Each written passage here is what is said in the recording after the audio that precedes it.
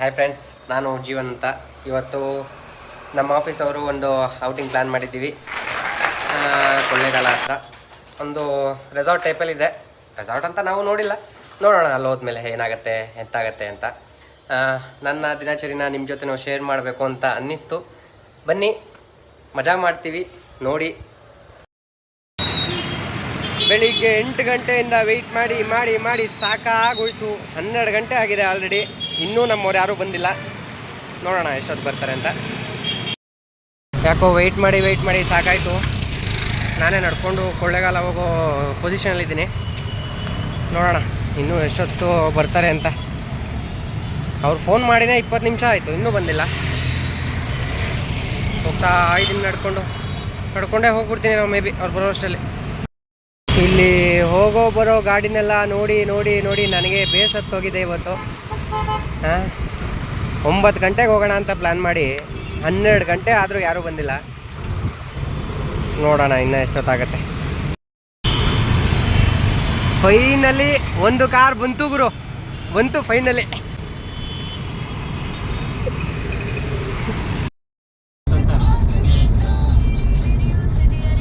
ಹೋಗೋಣ ಬಾರೋ Kedar.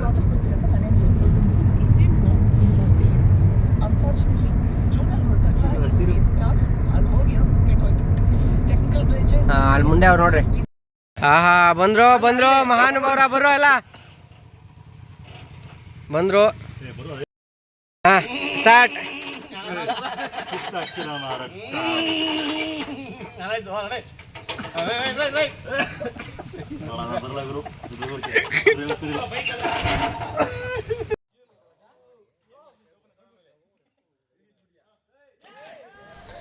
Finally reach ಆದ್ವಿ, ಎಂಜಾಯ್ ಮಾಡಿದ್ವಿ ಫ್ರೆಂಡ್ಸ್ ಜೊತೆ ಮಾತಾಡ್ಕೊಂಡು ಕಾಲ ಕಳ್ಕೊಂಡು. ಸ್ವಿಮ್ಮಿಂಗ್ ಪೂಲ್ ಇತ್ತು, ಬಂದ್ವಿ. ಸ್ವಿಮ್ಮಿಂಗ್ ಪೂಲಲ್ಲೇ ಆಟಾಡಿ ಹೊರಡೋಣ ಅಂತ. ಇನ್ನೂ ಊಟ ಬೇರೆ ರೆಡಿ ಮಾಡಿರಲಿಲ್ಲ, ನೆಕ್ಸ್ಟ್ ಮಾಡಬೇಕಿತ್ತು.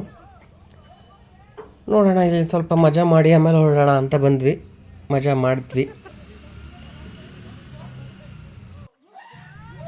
ಬೆಂಗಳೂರಿಂದ ಕೊಳ್ಳೇಗಾಲ ಹೋಗಿದ್ವಿ ಹೋಮ್ ಸ್ಟೇಲಿ ಇರೋಣ ಅಂತ. ಚೆನ್ನಾಗಿತ್ತು.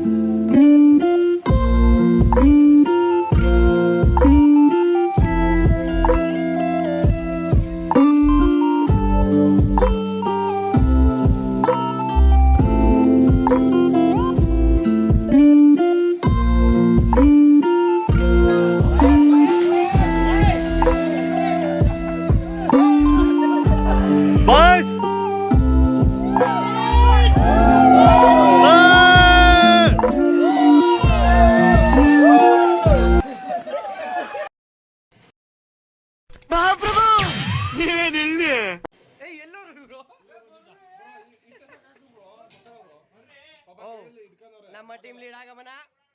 ಅಭ್ಯಾಸ.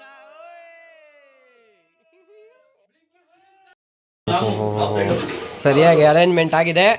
ಇವರೇ ನಮ್ಮ ಮೇನ್ ಕುಕ್ ದೀಪಕ್ ಅವರು, ಟ್ರೇಸ್ ಟೀಮ್ ನಾಯಕರು. ಆಲ್ರೆಡಿ ಗಮ್ ಅಂತಿದೆ.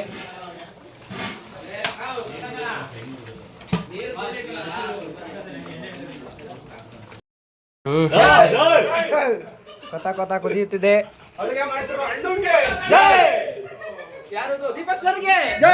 ಅಬ್ಬಾ ಏನ್ ಟೇಸ್ಟು. ನಮ್ ಚಡೆ ಶ್ರೀನಿ ಅವರು ಟೇಸ್ಟ್ ನೋಡ್ತಿದ್ದಾರೆ. ಮಂದ ಸೂಪರ್ ಅಂತ ಕಾಮೆಂಟ್ರಿ.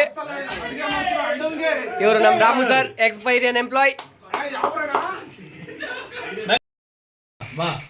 ಕೊನೆಗೂ ಅರ್ಧ ಗಂಟೆ ಬಿಟ್ಕೊಂಡು ಬಂದ. ಸ್ವಿಮ್ಮಿಂಗ್ ಪೂಲ್ ಬಿದ್ದೆ ಅರ್ಧ ಗಂಟೆ ಬಿಟ್ಕೊಂಡು ಬಂದವನೇ ಮಹಾನುಭಾವ.